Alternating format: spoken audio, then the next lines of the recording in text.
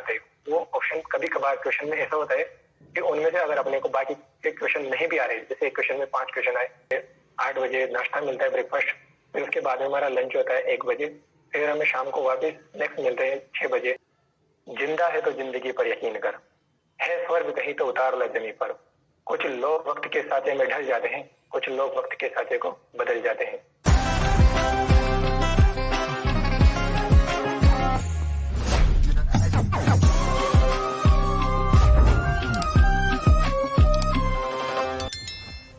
Hello दोस्तों, आप सबका स्वागत है आपके अपने एजुकेट चैनल में। मैं अंकित कुमार, इस चैनल का होस्ट और आप सबका दोस्त।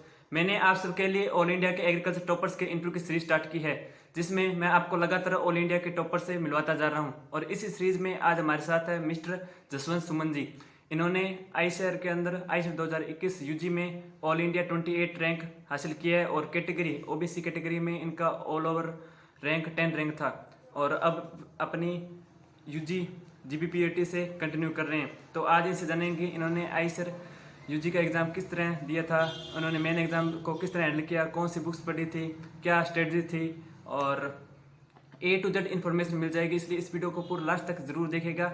चलिए स्टार्ट करते हैं। और आगे बढ़ने से पहले अगर आप हमारे चैनल पर नए हैं, पहली बार विजिट कर रहे हैं, तो एजी गुरु यूट्यूब चैनल को अभी सब्सक्राइब कर लीजिए और बेल आइकन को ऑन कर लीजिए, ताकि आपको इसी तरह के जेट आईसीआर बीएचयू और एग्रीकल्चर कॉम्पिटिटिव एग्जाम के interviews, toppers interviews, exam update और व्लॉग्स, फार्मिंग वीडियोज, सभी प्रकार के एग्रीकल्चर से रिलेटेड लेटेस्ट अपडेट मिलते रहे।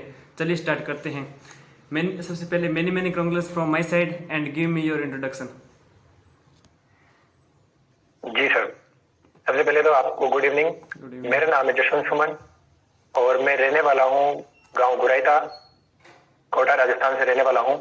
और मैंने अभी आईसीआर एग्जामिनेशन फाइट किया है। इसके अलावा मैंने जेट और बीएचओ का एग्जाम भी दिया था। जेट में मेरे ओवरऑल रैंक रही थी 2nd रैंक रही, और कैटेगरी और यानी ओबीसी में मेरे 2nd रैंक रही। इसके अलावा मैंने आईसीआर का एग्जाम दिया। आईसीआर के एग्जाम में मेरे ऑल इंडिया रैंक 28 रही। इसके अलावा कैटेगरी में ओबीसी में 10 रैंक रही।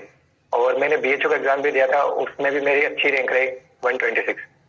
ओके, बहुत ही बढ़िया। आपने तीनों एग्जाम क्लियर कर लिया आराम से, और अब आप जीबीपीटी से आप अपनी यूजी कंटिन्यू करेंगे। तो अब आप बताइए, इसके लिए आपने सेल्फ स्टडी से कंटिन्यू किए थे, तीनों एग्जाम दिए थे, या सिर्फ कोई कोचिंग की थी? जी, मैंने प्रिपरेशन करना स्टार्ट किया था 2020 में। मैंने सेल्फ स्टडी, अगर मैं सेल्फ स्टडी करता तो मैं किसी भी कॉलेज में एडमिशन ले सकता था, लेकिन मैंने उससे ज्यादा मैंने कोचिंग करना ज्यादा बेटर समझा, क्योंकि अगर रैंक लानी है अपने को तो फिर मैंने बस कोचिंग करना ज्यादा अच्छा समझा। तो ये आपका फर्स्ट अटेम्प्ट था या सेकंड?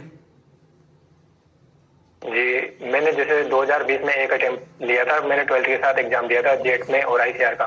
जेट में मेरे उस टाइम पे 227 नंबर आए थे और आईसीआर में मेरे नहीं हो पाया था, मतलब उस टाइम। तो फिर मैंने वापस कोचिंग की। ये मेरा 2nd अटेम्प्ट था। ओके, तो आपका जेट के अंदर भी ओवरऑल राजस्थान के अंदर 2nd रैंक है, तो इसके अंदर आपके कितने मार्क्स थे? इसमें मेरे 375.45 मार्क्स थे और ओवरऑल 2nd रैंक थी।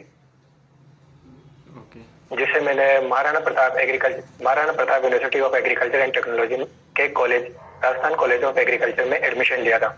वहां पर मैं 2 महीने तक स्टूडेंट रहा था। फिर उसके बाद मेरे को आईसीआर से जब गोविंद वल्लभ पंत कृषि एवं प्रौद्योगिक विश्वविद्यालय मिला, तो मैंने वहां से अपना ट्रांसफर यहाँ करवा लिया, मतलब वहां से मैंने एडमिशन यहाँ ले लिया।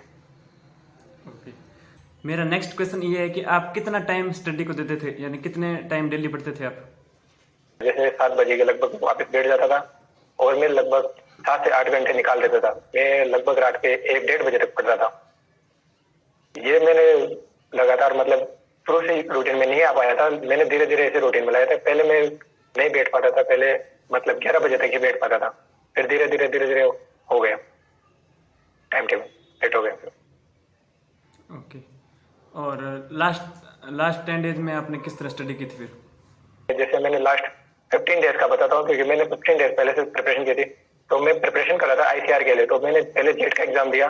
तो मैंने पहले अपना जो भी सिंपल टॉपिक थे या सब्जेक्ट थे, पहले वो कवर किए। फिर उसके बाद में हार्ड टॉपिक कवर किए।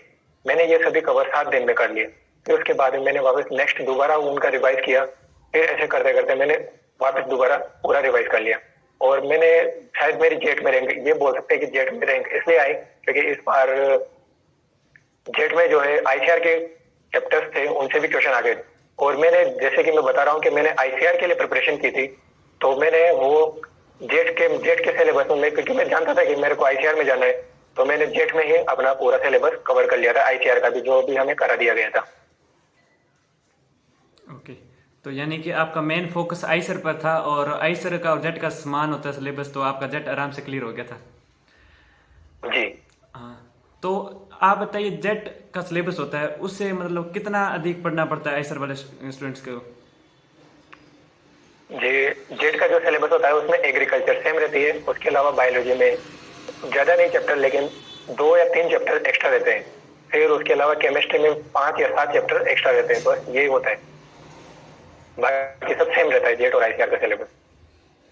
ओके, तो अब आप बताइए बुक लिस्ट के बारे में। जी, वैसे तो मैंने कोई एक्स्ट्रा बुक वगैरह परचेज नहीं की थी, लेकिन क्लास नोट्स बनाते थे, वो नोट्स पढ़े। उसके अलावा जो हमें क्वेश्चन एक्सरसाइज वगैरह दी जाती थी वो सोल्व की। और उसके अलावा मेरे को टाइम मिल जाता तो मैंने एनसीईआरटी पढ़ी थी। और उसके अलावा मैंने कोई भी बुक वगैरह परचेज नहीं की। ओके, तो अब आप बताइए आपके 12th के अंदर कितने मार्क्स थे? जी, मेरे 12th के अंदर 89.40% थी। गवर्नमेंट स्कूल या प्राइवेट? गवर्नमेंट स्कूल में, गवर्नमेंट स्कूल कोटा रोड 12 से पढ़ा हुआ हूँ। ओके, तो आपको लैपटॉप के लिए आप एलिजिबल हो, आपको मिल गया क्या लैपटॉप? जी, मैं लैपटॉप के लिए एलिजिबल भी हूँ और मेरा फॉर्म भी भरा हुआ है, लेकिन अभी तक मिला नहीं है। आपकी बार नहीं मिला, 2 साल हो गए, पहले तो मिल रहा था लैपटॉप। हाँ, पहले मिल रहा था, मेरे तो 1 साल पहले उनको भी मिला था। तो बढ़िया, बहुत ही अच्छा। तो अब आप बताइए आप हैंड रिटन नोट्स कैसे बनाते थे? हैंड रिटन नोट, जैसे अभी मान मान लीजिए वही जो हमें क्लास में डिस्कस कराया जाता था, पढ़ाया जाता था, वो हमें लिखाया जाता। उसके अलावा मैं अपनी कॉपीज में जो पेज वगैरह होते हैं उनमें मैं थोड़ी जगह रख दिया करता था। जैसे अब हमारे जैसे कंफ्यूजन होता है कभी कभार, जैसे मान लिया हमें वर्ड जो होते हैं वो सेम सेम मिल जाते हैं, उनके मतलब तो अलग अलग होता है, लेकिन उनमें थोड़ा सा डिफरेंस होता है। तो उसके लिए मैं पहले से अपनी जो कॉपीज होती है उनमें जगह रख के चलता था, तो मैं उन्हें पास पास मतलब लिख लिया करता था कि उससे मेरे को कंफ्यूजन ना हो। इसलिए मैं बढ़िया थोड़ा क्लियरली, थोड़े डिस्टेंस मेटर करके बढ़िया नोट्स बनाए थे। ओके, तो बीएचयू एग्जाम में आपका कितना रैंक आया था, कितने मार्क्स थे? बीएचयू एग्जाम में मेरे 400 में से 260 मार्क्स थे और उसमें रैंक 126 भी थी। ओके, तो उसके अंदर हो गया था या नहीं हुआ था आपका? जी, उसमें ओबीसी की जो कट ऑफ गई थी वो 230 नंबर पे गई थी। तो अब आप बताइए जेट और आईसीआर बीएचयू के मेन एग्जाम के टाइम आपने किस तरह हैंडल किया? आप मतलब नेगेटिव मार्किंग से कैसे बचे, प्रेशर को, मतलब एग्जाम जो प्रेशर होता है उसको कैसे हैंडल किया, किस तरह एग्जाम दिया था? जी, मैं टिप्स देना चाहूंगा। जैसे हम जब भी एग्जाम देने जाते हैं, जैसे मैं जेट का एग्जाम देने गया तो वहाँ पे हमें पहले थोड़ा सा डिप्रेशन होता है कि कैसे क्या होगा। हम ऐसा वहाँ पे ऐसा लगता है कि जैसे सब कुछ भूल गए। तो मैं वहाँ पे जैसे बताना चाहूंगा, सभी के साथ होता है, जैसे हर स्टूडेंट के साथ, कि एग्जाम में बैठने से पहले हम ऐसा लगता है कि जैसे सब कुछ पढ़ा हुआ अपन भूल जाते हैं। लेकिन उस टाइम पे जैसे मैंने वहाँ पे देखा, सेंटर पे गया, 1 घंटे पहले चला गया था मैं, तो वहाँ पे सब पढ़ने में लगे हुए थे। तो मैंने वहाँ पे देखा कि अपन ने सब कुछ पढ़ा हुआ है। मैंने अपना कॉन्फिडेंस लेवल बनाए रखा। मेरे को पता था कि एग्जाम में अपना पढ़े हुए से ज्यादा काम आता है अपना कॉन्फिडेंस। मैंने अपना कॉन्फिडेंस बनाए रखा वहाँ पे कि हमें कैसे हैंडल करना है। और मैंने एग्जाम में बैठते, इस बार जेट के एग्जाम में जो एग्रीकल्चर हार्ड आई थी, तो मैंने जैसे सबसे पहले मैंने पूरे साल जो एक्सरसाइज वगैरह टेस्ट सीरीज सोल्व की थी, तो उसे इतना तो पता चल गया था कि जो भी क्वेश्चन अपने को पहले आ रहे हैं उन्हें सोल्व करना है। हमें जैसे हर चीज के लिए टाइमिंग रखनी पड़ती, क्योंकि उसमें ओमार शीट भी बढ़नी रहती है और हमें हर चीज का टाइम बचा के रखना पड़ता है। तो उसके लिए मैंने सबसे पहले वही क्वेश्चन अटेम्प्ट किए जो मेरे को आ रहे थे 100%। फिर उसके बाद में मैंने देखा कि मेरे इतने क्वेश्चन हो रहे हैं और इतने बाकी है। फिर उसके बाद में मैंने सेकंड राउंड लगाया। जो सेकंड राउंड लगा रहे हैं उसमें भी वही क्वेश्चन लगे जिनमें कि थोड़ा सा अंदाजा रहता है कि हाँ भाई ये हो सकता है। नहीं तो फिर अगर मैं उसमें श्योर नहीं था तो फिर मैंने वो नहीं किए, वो छोड़ दिए मैंने। और मैंने ओमार भर दी। ओके, तो जेटिकल तो ऑफलाइन होता है, ओमार भरने वाला सिस्टम होता है, और आईशर का ऑनलाइन होता है। तो ऑनलाइन के वक्त आपका कैसा हुआ था आईशर का? अब वैसे बताया जाए तो आईसीआर के लिए टाइम इनफ नहीं था, क्योंकि आईसीआर में जो क्वेश्चन थे वो काफी लेंथी थे, बड़े बड़े आए थे और उनमें लैंग्वेज थोड़ी ज्यादा थी, तो वो उनके लिए भी टाइम तो 1 मिनट का रहता था एक क्वेश्चन के लिए, तो वो टाइम उनके लिए काफी नहीं था। इस वजह से उसमें पूरा क्वेश्चन पेपर अटेम्प्ट नहीं किया जा सकता। लेकिन फिर भी अगर आपकी बढ़िया स्पीड है तो आप कर सकते हैं, मैक्सिमम क्वेश्चन कर सकते हैं। मैंने अभी 130 क्वेश्चन किए थे, 130 क्वेश्चन किए थे, उसमें से मेरे 107 क्वेश्चन राइट थे। तो आपका एग्रीकल्चर, बायोलॉजी और केमिस्ट्री में सबसे स्ट्रॉन्ग सब्जेक्ट कौन सा है, मतलब जिसमें आपके सबसे हाईएस्ट मार्क्स आते हैं? जी, मैं बताना चाहूंगा, जैसे तो मैं एग्रीकल्चर स्ट्रीम से था और मैंने बायोलॉजी और केमिस्ट्री जो पढ़ी थी वो एग्रीकल्चर वाली ही पढ़ी थी 11th-12th में। वो जो ये नीट वाली जो एग्रीकल्चर और बायोलॉजी थी वो हमें कोचिंग में कराई गई थी। तो अब जैसे राजस्थान में सभी अभी तो जो बायोलॉजी और केमिस्ट्री होती है वो एग्रीकल्चर वाली ही पढ़ाई जाती है 11th-12th में। इस साल से शायद एनसीईआरटी शुरू हो गई है। तो जैसे मैं जानता था कि एग्रीकल्चर वालों की सबसे ज्यादा वीक होती है केमिस्ट्री, तो मैंने शुरू से अपनी केमिस्ट्री पे थोड़ा ज्यादा ध्यान दिया। मैंने सोचा कि केमिस्ट्री को अपन स्ट्रॉन्ग कर लेते तो अपन बाकी सबसे वैसे ही आगे निकल जाएंगे। भले अपने एग्रीकल्चर और बायोलॉजी सभी के इक्वली रहे, लेकिन अगर अपन केमिस्ट्री बढ़िया स्ट्रॉन्ग कर लेते हैं तो अपन आगे निकल जाएंगे। और मैंने वही किया। मैंने थोड़ा केमिस्ट्री पे थोड़ा ज्यादा ध्यान दिया, बायोलॉजी और एग्रीकल्चर के को भी साथ में लेके चला। ऐसा नहीं है कि मैंने उसी को पूरा टाइम उसी पे यूटिलाइज कर दिया, केमिस्ट्री पढ़ा और एग्रीकल्चर और बायोलॉजी को छोड़ दिया।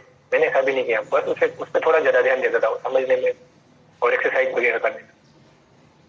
ओके, तो जो भी इस वीडियो को देख रहे हैं, मतलब आप 2022 के अंदर देंगे ऐसे 2022 का एग्जाम, और जेड 2022 का किसी का एग्जाम दें, अगर आप एबीसी ग्रुप से हैं तो आप अपना केमिस्ट्री जरूर स्ट्रॉन्ग कीजिए, क्योंकि एग्रीकल्चर, बायोलॉजी तो सबका सेम रहता है, केमिस्ट्री थोड़ा सा हार्ड रहता है। तो केमिस्ट्री आप अगर स्ट्रॉन्ग कर लेंगे तो आपकी अच्छी रैंक आ जाएगी और आपका गवर्नमेंट यूनिवर्सिटी के अंदर आराम से हो जाएगा। तो अब आप बताइए, आप खुद को मोटिवेट कैसे रखते हो? मतलब आपने इतना एग्जाम दिया और आपने 1 साल तक ऐसे प्रिपरेशन किया, तो आपको ऐसे फ्रस्ट्रेशन नहीं होता क्या? हाँ होता है, फ्रस्ट्रेशन होता है, डिप्रेशन में भी होता है। कभी कभी वहाँ पे कोचिंग में भी होता था कि जैसे हम पढ़ तो रहे, क्लासेस भी ले रहे हैं रेगुलरली, और क्लासेस में फिर जब लगता है कि कुछ भी समझ में नहीं आ रहा है और याद नहीं हो रहा तो डिप्रेशन होता है। एक, मेरे को कुछ लाइनें याद है जो मैंने 11th में सुनी थी, वो मैं बताना चाहूंगा। जैसे, जिंदा है तो जिंदगी पर यकीन कर, है स्वर्ग कहीं तो उतार ला जमीन पर, कुछ लोग वक्त के साथे में ढल जाते हैं, कुछ लोग वक्त के साथे को बदल जाते हैं। इन लाइनों को मैंने कुछ ध्यान में रखा और मैंने उस हिसाब से प्रिपरेशन की और हमेशा मोटिवेट रहता था कि ज्यादा से ज्यादा मेहनत करूं। ओके, बहुत ही अच्छा। तो अब मैं आपके जीबीपीटी लाइफ के बारे में थोड़ा जानूंगा कि आपका मतलब फर्स्ट सेमेस्टर का फीस कैसा होता है और अब आपका हॉस्टल लाइफ कैसा है। तो आप जीबीपीटी के बारे में बताइए थोड़ा। जी, जीबीपीटी गोविंद बल्लभ पंत कृषि एवं प्रौद्योगिकी विश्वविद्यालय, यह जानी जाती है, इसका जो स्थापना है वो 1960 में हुई और यह हरित क्रांति की जन्मस्थली है। हरित क्रांति, ग्रीन रिवोल्यूशन, जब हमारा देश भूखमरी से मर रहा था तो उस टाइम पे यहीं पे जो गेहूं की जो बोनी वेराइटी है, यानी जो हायर प्रोडक्शन देती है, उनका निर्माण यहीं से हुआ। तो ये मतलब कृषि के क्षेत्र में सबसे बढ़िया यूनिवर्सिटी है।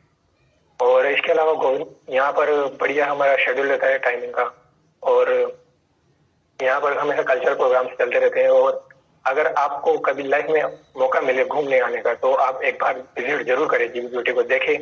यहाँ पर एग्रीकल्चर से रिलेटेड काफी कुछ है जानने के लिए। ओके, बहुत ही अच्छा। तो अब आप बताइए, आपका फर्स्ट सेमेस्टर में फीस कितना था इसका?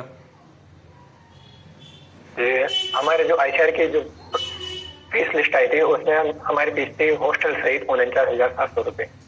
उसके अलावा जो फूड चार्ज होता है वो एक्स्ट्रा होता है, वो फूड चार्ज हमें पे करना होता है। 49,000? वो पूरी ईयर की थी। 49,000 हाँ, पर वो ईयर पूरी की? ईयर की है। हाँ, वो दोनों सेमेस्टर की मिला के है। और मेस का कितना होता है मंथली? मेस का जैसे मंथली तो नहीं है, यहाँ पे एक सेमेस्टर के एडवांस में 20,000 रुपए ले लिए जाते हैं और फिर उसके हिसाब से अपन जो भी मतलब पूरे सेमेस्टर में यहाँ पे रहते हैं और जो खाना खाते हैं उसका यहाँ पे बिल बना जाएगा। अगर आपके पैसे उससे ज्यादा हो रहे हैं तो आपको वो एक्स्ट्रा पे करने होते हैं, और अगर नहीं हो रहे हैं और आपके पैसे कम लग रहे हैं, मतलब आपने ज्यादा कुछ नहीं किया, नहीं मतलब मेस का, तो फिर वो आपको वापस कर दे जाते हैं, मतलब जो भी एक्स्ट्रा बच जाते हैं। ओके। और हॉस्टल रूम में एक मतलब एक स्टूडेंट का लोट होता है या एक रूम में कितने स्टूडेंट रहते हैं? जी हॉस्टल रूम, यहाँ पे हॉस्टल तो काफी मतलब हॉस्टल जो फैसिलिटीज है वो बहुत अच्छी है, लेकिन यहाँ पे जो फर्स्ट ईयर होता है उसमें फर्स्ट ईयर में एक रूम में 3 स्टूडेंट्स रहते हैं। फिर सेकेंड ईयर से सभी को सेपरेट रूम मिल जाता है, सभी को एक रूम अलॉट होता है। ओके। और मेस के अंदर सुबह शाम खाना मिलता है और चाय व्यवस्था होती है क्या? जी जैसे मेस का जो शेड्यूल बताना चाहूंगा मैं, हमें जैसे सुबह सुबह 8 बजे नाश्ता मिलता है, ब्रेकफास्ट। फिर उसके बाद में हमारा लंच होता है 1 बजे। फिर हमें शाम को वापस स्नैक्स मिलते हैं 6 बजे। और फिर हमारा खाना होता है शाम को 8 बजे। और उस वजह और हमारा ये शेड्यूल रहता है। ओके, बहुत ही अच्छा। और आपके फर्स्ट सेमेस्टर के एग्जाम हो गए क्या, मिड टर्म? जी हमारे फर्स्ट सेम के फाइनल एग्जाम हो चुके हैं, मिड फाइनल टर्म हो हो गए चुके हैं? फाइनल हो। हाँ अब सेकंड सेम स्टार्ट होने वाला है। ओके, बहुत ही अच्छा। अब आप बताइए, अगर कोई स्टूडेंट कोचिंग के बिना अगर तैयारी करना चाहे जेट आई सर बीच की, तो वो सेल्फ स्टडी से क्रैक कर सकता है क्या एग्जाम? जी हाँ कर सकता है। बस आपको उसके लिए नहीं चाहिए कि मेरे को बस क्लियर करना ही है, कुछ भी हो जाए। वो फिर नोट्स मिल जाते हैं, नोट्स ले लेने चाहिए, जो है कहीं से भी अपने को प्रोवाइड हो रहे हो, या फिर बुक्स वगैरह एनसीईआरटी से बना ले। और वो मतलब कोई ज्यादा क्वेश्चन हार्ड नहीं आते हैं, या फिर एग्जाम इतना हार्ड नहीं है। अगर कोई करना चाहता है तो वो कर सकता है, बस आपको थोड़ा हार्ड वर्क करना पड़ेगा फिर। ओके। तो आप जो इस वीडियो को देख रहे हैं, जूनियर्स, अपकमिंग जूनियर्स एस्पिरेंट्स, तो आप अगर अफोर्ड नहीं कर सकते कोचिंग, तो कोचिंग लगना कोई ज़रूरी नहीं है। यहाँ पर जेआरएफ एसआरएफ के अंदर मैंने बहुत सारे इंटरव्यू लिए और बहुत से टॉपर्स का इंटरव्यू लिया, तो उन्होंने सेल्फ स्टडी से क्रैक किया है। कोई कोचिंग ज़रूरी नहीं है। तो आपको अगर 11th क्लास के अंदर पढ़ रहे हैं, 12th के अंदर पढ़ रहे हैं, तो आप जो भी फोक्स आप पढ़ रहे हैं एनसीईआरटी बुक, तो उसको पूरा क्लियरली पढ़िए, क्योंकि आपका ये 11th 12th के अंदर तो हेल्पफुल रहेगा ही, और आपका एग्जाम के अंदर भी यही आएगा। और अगर आप एग्रीकल्चर सब्जेक्ट से हैं, एबीसी बैकग्राउंड से, तो एग्रीकल्चर के लिए आप नेमरा सुंडा की बुक ले आइए। और इसके अलावा जनरल एग्रीकल्चर की बुक के रिलेटेड मैंने वीडियो बनाए हुए हैं, उसको आप देख लीजिए। तो एग्रीकल्चर के 1-2 दिन बुक ले आइए आप, और बाकी आप अपनी टेक्स्ट बुक पढ़िए और आराम से आप क्लियर कर सकते हैं। और जेट आई सर बीएचयू के तीनों का एग्जाम दीजिए आप। 12th के अंदर है तो आप, अगर आप जिस स्टेट से बिलोंग करें, तो राजस्थान के अंदर तो जेट का, एमपी से तो एमपी पीएटी का, यूपी के अंदर यूपी के टेट का, और इसी तरह सभी स्टेट का अपना स्टेट लेवल का एग्जाम होता है एग्रीकल्चर में, उसको आप एग्जाम को जरूर दीजिए। और इसके अलावा सेंट्रल का एग्जाम आप आईसर का जरूर दीजिए और बीएचयू का जरूर दीजिए। तो और इनके प्रीवियस इसके पेपर्स के वीडियो भी मैंने अपलोड किए हुए हैं, आप उनको भी देख लीजिए, तो आप आसानी से क्रैक कर सकते हैं। और मैं इनसे सभी सवाल वैसे पूछ रहा हूँ, और इसके अलावा मैंने जेट का टॉपर का भी इंटरव्यू लिया हुआ है। और फिर भी अगर आप कोई भी डाउट रह जाए, आपका जो कोई मन में सवाल हो जाए, तो आप इस वीडियो के नीचे कमेंट बॉक्स में ज़रूर लिख के बता दीजिए, ताकि आपको इसका जवाब दिया जा सके, मैं आपको बता दूंगा। और आपको आगे कौन सा वीडियो चाहिए, आपको किस टॉपिक का इंटरव्यू चाहिए, आप वो भी नीचे लिख दीजिए। तो अब आपका फ्यूचर प्लान क्या है? जी मेरा फ्यूचर प्लान अभी तक एग्रीकल्चर साइंटिस्ट बनने का है। मैं बीएससी करूंगा, फिर एमएससी और फिर पीएचडी करनी। ओके, यानी कि एमएससी की तरफ जाएंगे आप। और अभी तक आपने इस जेट आई सर बीएचयू के अलावा कोई एग्रीकल्चर जॉब कॉम्पिटिटिव एग्जाम दिया है क्या? जी वैसे तो मेरी एज नहीं थी, इस वजह से मैंने नहीं दी। मैं अभी 18 का हूँ, अभी नहीं हुआ, मतलब अभी अगस्त में होगा। हाँ, बढ़िया बढ़िया। आप कॉलेज के टाइम 4 साल का आराम से देना, आराम से आपको नॉलेज हो जाएगा कैसे होता है कंपटीशन। अब आप बताइए, इसके लिए इंपॉर्टेंट टॉपिक कौन से होते हैं, मतलब बीएच उसका बायोलॉजी का और केमिस्ट्री का कौन से मेन चैप्टर होते हैं जिससे ज़्यादा क्वेश्चन आते हैं आईसर में? आईसीआर में ज्यादातर क्वेश्चन जैसे एक तो प्लांट डाइवर्सिटी, प्लांट से रिलेटेड जो भी है, उसके अलावा सेल, जूलॉजी और रेस्पिरेशन सिस्टम, और जैसे केमिस्ट्री में ऑर्गेनिक के 20 क्वेश्चन आते हैं। और इसके अलावा इनऑर्गेनिक के भी आते हैं, फिजिकल केमिस्ट्री के भी आते हैं, इलेक्ट्रोकेमिस्ट्री आदि से क्वेश्चन आते हैं। ओके, तो एग्जाम पैटर्न बताइए, आईसर में टोटल कितने क्वेश्चन होते हैं, किस सब्जेक्ट के कितने कितने क्वेश्चन आते हैं? जो आईसीआर का पैटर्न है एग्जाम का, उसमें 50-50 क्वेश्चन पर सब्जेक्ट होते हैं, जैसे 50 एग्रीकल्चर के, 50 बायोलॉजी के और 50 केमिस्ट्री के। टोटल क्वेश्चन 150 होते हैं। और उसके लिए आपको मतलब 2 घंटे 30 मिनट का टाइम दिया जाता है, यानी पर क्वेश्चन 1 मिनट। ओके। तो उसके अंदर क्वेश्चन अब की बार मतलब 2019 तक तो मतलब इजी आते थे, अब मैंने देखा 2022 के अंदर 21 के अंदर वो क्वेश्चन घुमा कर दे रहे हैं। तो एक क्वेश्चन के अंदर 4-4 5-5 क्वेश्चन होते हैं। तो वो थोड़ा बताइए आप उसको कैसे हल कर सकते हैं, जो स्टूडेंट अगर देख करेंगे उस सवाल। हाँ, वो अभी 2020 और 21 में जो क्वेश्चन पेपर आया उसमें तो उन्होंने क्वेश्चन पेपर का जो लेवल है वो बढ़ा दिया, नीट से भी ज्यादा बढ़ा दिया, क्योंकि उसमें एक जो क्वेश्चन होता है उसमें लगभग 5 से 6 क्वेश्चन तक ऐड कर रखे हैं। तो वो हार्ड भी होता है, एक तो उसका नुकसान भी हो सकता है और फायदे भी हो सकता है। नुकसान कैसे कि उसे पढ़ने में ज्यादा टाइम लगता है, उसके अलावा उससे रिलेटेड अपने को सभी डाटा याद होने चाहिए। और फायदा ये हो सकता है कि अगर उसमें जो ऑप्शन आते हैं वो ऑप्शन कभी कभार क्वेश्चन में ऐसा होता है कि उनमें से अगर अपने को बाकी के क्वेश्चन नहीं भी आ रहे, जैसे एक क्वेश्चन में 5 क्वेश्चन आए, उसमें से अपने को 3 क्वेश्चन नहीं आ रहे, 2 क्वेश्चन नहीं आ रहे, लेकिन उन 2 क्वेश्चन से उसका आंसर निकल रहा है, कभी कभार ऐसा भी हो जाता है। तो वो बेनिफिट भी हो सकता है और लॉसेस भी हो सकते हैं, दोनों ही हो सकते हैं। लेकिन इस बार आईसीआर ने जो है वो लेंथी पेपर बना दिया और इन 2 सालों में। ओके। तो यहाँ पर आप अगर तैयारी करेंगे तो आप मतलब कोई वैरायटी अगर पढ़ रहे हैं तो पूरा पढ़िए। वहाँ पर आपसे पूछ ली जाएगी आलू की वैरायटी कौन सी है, तो नीचे ऑप्शन आएंगे कुफरी, आगे कुफरी लगाकर, और मतलब बाकी गन्ने की या कोई गेहूं की वैरायटी दे देंगे। तो आपको आलू का तो पता ही है, कुफरी लग जाता है। ऐसे थोड़ा ट्रिक से आप अपनी वैरायटी को याद कीजिए और ईयर्स को, सन को याद कीजिए। और अगर उनमें 4-5 में से आप कोई भी थोड़ा सा हिंट मिल जाएगा कि इसका ये होगा, तो आप आराम से कर पाएंगे। वहाँ पर आपको पहले ऑब्जेक्टिव टाइप क्वेश्चन होंगे उसके अंदर, और आपके मिलान वाले क्वेश्चन होंगे, यानी कि ए का बी से, सी का यहाँ पर मिलान वाले क्वेश्चन आएंगे। आपका ये पैटर्न रहता है और बाकी इजी रहता है आपको।